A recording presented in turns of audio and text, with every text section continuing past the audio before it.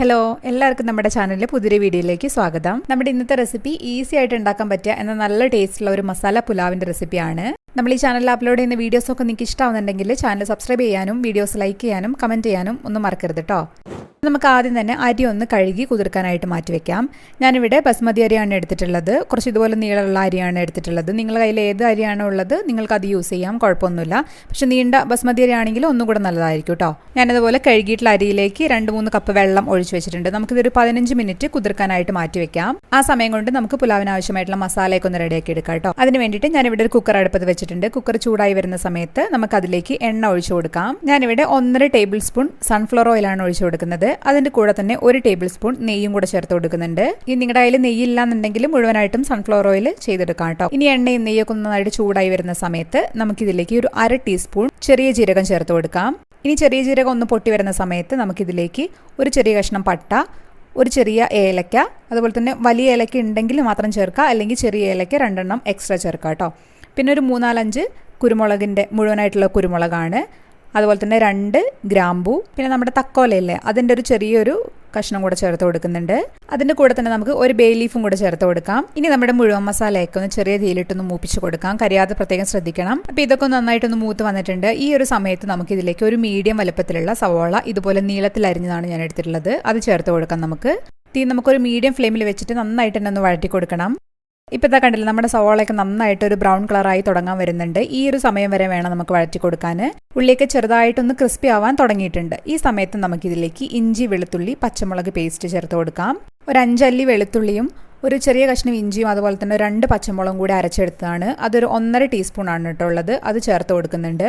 എന്നിട്ട് വീണ്ടും നന്നായിട്ട് വഴറ്റി ഇഞ്ചിയുടെയും വെളുത്തുള്ളിയുടെയും ഒക്കെ പച്ചമുളക് ഒന്ന് മാറ്റിയെടുക്കാം നമുക്ക്.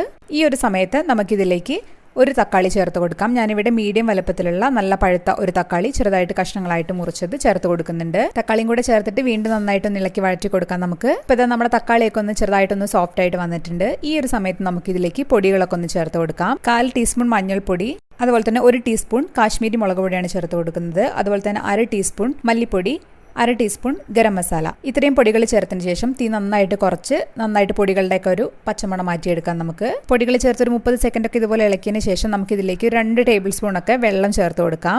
എന്നിട്ട് ഒന്നും കൂടെ നന്നായിട്ട് ഇതുപോലെ ഒന്ന് ഇളക്കി മിക്സ് ചെയ്ത് കൊടുക്കാം. ഇങ്ങനെ ചെയ്യുമ്പോൾ പൊടികളൊന്നും കരിഞ്ഞു പോവാതെ നമുക്ക് കിട്ടും കേട്ടോ. അതുകൊണ്ട് നമ്മൾ കുറച്ച് വെള്ളം ചേർക്കുന്നത് നല്ലതാണ് പൊടികളൊക്കെ ചേർത്തതിന് ശേഷം. ഇപ്പോൾ ഇതാ കുറച്ച് സമയം കഴിയുമ്പോൾ തന്നെ നമ്മുടെ എണ്ണയൊക്കെ നന്നായിട്ട് തെളിഞ്ഞ് വന്നിട്ടുണ്ട്. അപ്പോൾ അതിനർത്ഥം തന്നെ നമ്മളെ മസാലയൊക്കെ നന്നായിട്ട് കുക്കായിട്ട് പാകത്തിനായിട്ട് വന്നിട്ടുണ്ട് കേട്ടോ. ഈ സമയത്ത് നമുക്ക് ഉപ്പ് നമ്മൾ ഇതുവരെ ചേർത്തിട്ടില്ല. അപ്പോൾ നമ്മൾ ഒരു 3/4 ടീസ്പൂൺ ഉപ്പ് ചേർക്കുന്നുണ്ട് ഇപ്പോൾ. എന്നിട്ട് നമുക്ക് നന്നായിട്ടൊന്ന് ഇളക്കി കൊടുക്കാം. ഇനി ഈ സമയത്ത് നമ്മൾ കുറച്ച് പച്ചക്കറികൾ ചേർക്കാനുണ്ട്. ഞാനിവിടെ ഒരു 1/4 കപ്പ് ബീൻസ് ഇതുപോലെ മീഡിയം വലുപ്പത്തിലുള്ള കഷ്ണങ്ങളായിട്ട് മുറിച്ചതാണ്, അത് ചേർത്ത് കൊടുക്കുന്നുണ്ട്. അതുപോലെ തന്നെ ഒരു 1/4 cup carrot, 1/4 cup green peas ആണ് ചേർത്ത് കൊടുക്കുന്നത്. ഫ്രഷ് ഗ്രീൻ പീസ് ആണ്. അതുപോലെ ഒരു മീഡിയം വലുപ്പത്തിലുള്ള ഉരുളക്കിഴങ്ങ് ഇതുപോലെ ക്യൂബ്സ് ആയിട്ട് കട്ട് ചെയ്തും കൂടെ ചേർത്ത് കൊടുക്കുന്നുണ്ട്.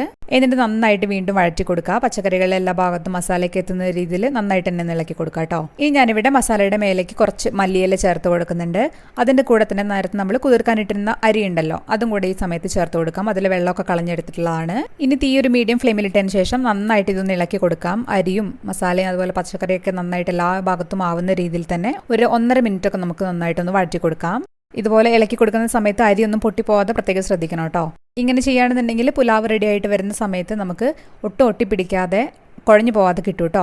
ഇപ്പോൾ ഒരു 1.5 മിനിറ്റ് ഒക്കെ കഴിഞ്ഞിട്ടുണ്ട്. ഈ സമയത്ത് നമുക്കിതിലേക്ക് വെള്ളം ചേർത്ത് കൊടുക്കാം. വെള്ളം ചേർക്കുമ്പോൾ ചൂടുവെള്ളം ചേർത്ത് കൊടുക്കാൻ ശ്രദ്ധിക്കുക.